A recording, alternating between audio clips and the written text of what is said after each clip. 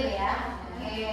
Hari ini kita akan mulai pembelajaran. Kita bertemu lagi ya di mata kuliah IPS Dasar MI atau SD pertemuan ke-6 ya. Nah, sebelum kita mulai, tadi Ibu mau tanya dulu ya untuk teman-teman semua. Pas berangkat tadi kira-kira pakai apa ke sini?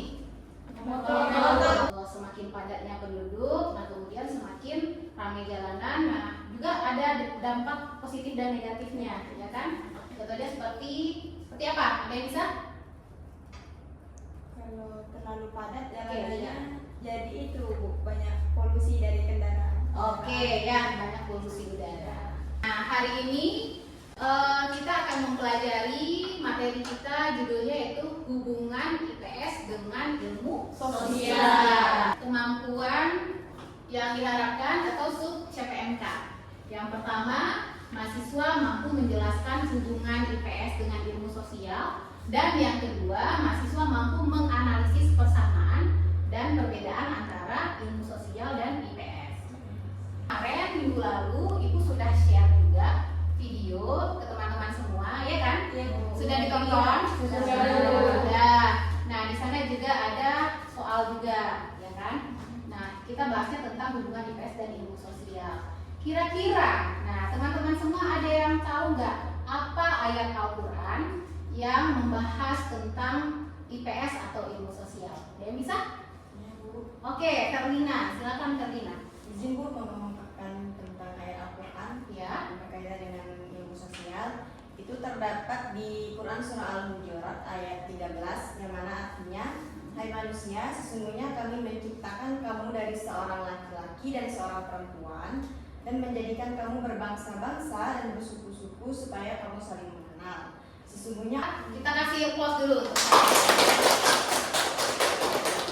Jadi tadi surat Al-Hujurat ya menyatakan bahwa dalam Al-Quran memang kita diajarkan dan disampaikan bahwa kita ini beragam, ya kan? Khususnya Indonesia, kita sangat beragam. Yang diajarkan kita saling menghormati, ya, saling berukun supaya apa? Tidak terjadi perpecahan. Nah, kemarin yang sudah Ibu sampaikan juga tadi videonya ternyata ada pertanyaan ya. Nah, apa pertanyaannya? Apakah hubungan antara IPS dengan ilmu sosial? Nah, lalu kaitkan masing-masing dengan berbagai cabang ilmu sosial. Nah, sudah didiskusikan bersama? Sudah. Oke. Nah, apa contoh dari kaitan IPS dengan ilmu sosial? Nah, ada yang bisa? Oke, Dia, silakan Dia.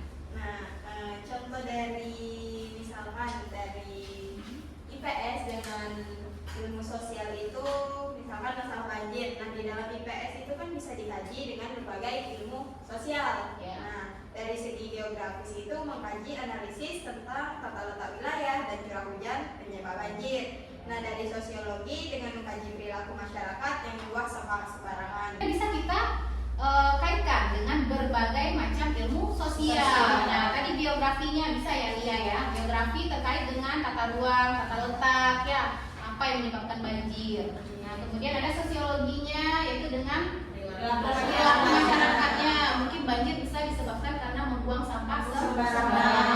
Nah, Ibu memiliki video. Nah, ini silakan ditonton dulu. Terkeempat di dunia setelah Cina, India, dan Amerika Serikat dengan penghasilan yang tidak menentu. Pengaturan ini juga berpengaruh pada tingkat kemiskinan dan kesejahteraan penduduk. Persebaran penduduk di Indonesia juga tidak merata. Dan nonton ya videonya semua. Sudah diperhatikan. Nah, sekarang ya kita masuk ke pembagian kelompok dulu. Nah, kita nanti akan ada pengerjaan lembar kerja mahasiswa ya. Nah, ini adalah lembar kerja mahasiswa. Kita bagi dulu kelompoknya ya. Kita bagi menjadi 3 kelompok, bisa dimulai dengan menghitung dari Elsa dulu ya. Silakan Elsa. Oke, baik, kita sudah duduk sesuai dengan kelompoknya masing-masing. Ada kelompok 1, 2, dan 3. Sudah dapat semua LKM-nya? Sudah, Bu. Ya. Nah, silakan dilihat lembar kerja mahasiswanya itu dibuat per kelompok ya. Nah, ada nama kelompoknya, ada mata kuliahnya dan tanggalnya, silakan diisi. Dan tadi dikaitkan dengan kasus yang tadi. Nah, studi kasusnya adalah permasalahan kepadatan penduduk setiap tahun. Nah, tadi lebih rincinya tadi juga dijelaskan oleh video tadi. Nah, yang harus teman-teman kerjakan semua yang pertama yaitu dengan mengidentifikasi dulu masalahnya.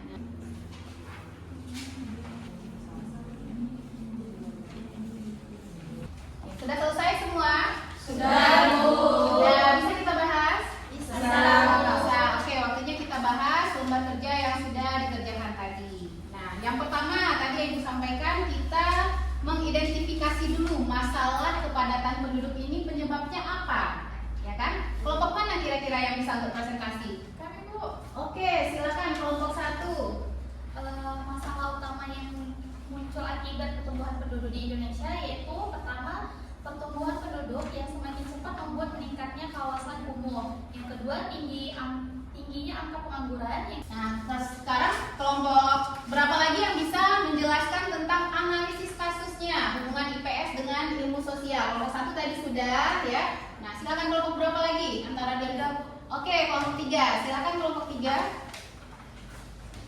Jadi ada 8 cabang ilmu sosial, yaitu yang pertama geografi. Analisis hubungannya yaitu dengan geografi bisa menganalisis persebaran penduduk, perencanaan tata ruang kota. Nah, terakhir, ada alternatif solusi apa kira-kira yang bisa dilakukan untuk mengatasi masalah kepadatan penduduk? Mana lagi kelompok mana yang bisa? Kami, Bu. Oke, silakan kelompok 2. Adapun alternatif solusinya yang pertama yaitu pelatihan tenaga kerja untuk mengurangi pengangguran. Ya. Yang kedua program KB. Oke, berarti masalah kepadatan penduduk ini bisa dilakukan dengan berbagai alternatif solusi. Solusinya bisa juga dikaji dari segi geografinya, ya kan? Dari segi ilmu politik. Sudah disampaikan presentasi dari kelompok 1, 2, dan 3. Nah, kira-kira dari LKM yang sudah kita bahas tentang kepadatan penduduk ini, apa yang bisa disimpulkan oleh teman-teman semua? Ada yang bisa? Mungkin satu orang? Saya, Bu. Oke, silakan. Baiklah, Bu, setelah membahas kasus kepadatan penduduk tadi dan menghubungkan dengan berbagai cabang ilmu sosial, saya jadi tahu bahwa pentingnya kolaborasi antar cabang ilmu sosial untuk memahami masalah secara menyeluruh dan mencari solusi secara adil.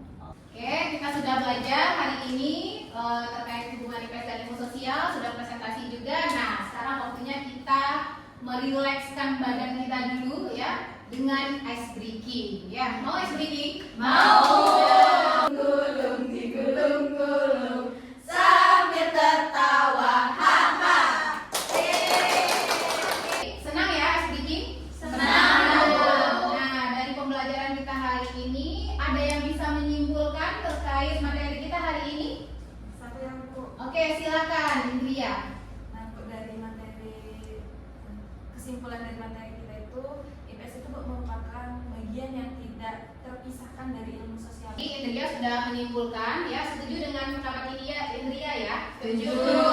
Jadi kita bisa menyimpulkan pembelajaran kita hari ini bahwa ilmu sosial dan IPS itu saling berkaitan. Nah, ilmu sosial disebut juga dengan social science, ya. IPS itu disebut juga dengan social studies. Nah, ilmu sosial itu ilmu tentang manusia sebagai anggota masyarakat. Kalau IPS itu lebih ke bidang studi yang menelaah masalah dalam ilmu sosial tadi. Contohnya masalah banjir, masalah kepadatan penduduk tadi. Nah, kemudian kalau ilmu sosial pendekatannya itu disipliner. Nah, satu-satu, misal geografi, ekonomi. Kalau IPS itu adalah interdisipliner karena tergabung antara geografi, sosiologi itu digabung, ya. Makanya disebut interdisipliner. IPS merupakan bagian yang tidak dapat dipisahkan dari ilmu sosial dan IPS berhubungan dengan ilmu sosial yang meliputi 8 cabang ilmu sosial tadi. Nah, untuk menutup pembelajaran kita ya, sebelum kita tutup, Ibu ada kuis. Nah, bisa kita kerjakan bersama-sama ya. Oke, soal nomor 1. Berikut ini yang termasuk cabang ilmu sosial yang menjadi dasar IPS kecuali. Oke, nah yang paling awal. Nah, silakan Karina. Jawabannya adalah biologi, Bu. Biologi. Yang lain setuju? Setuju. Oke, kita pilih biologi. Yeay.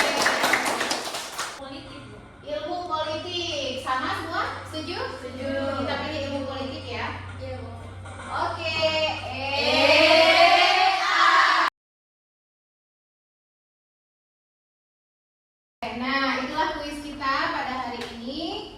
Kita sudah bahas sama-sama. Nah, bagaimana pembelajaran kita hari ini?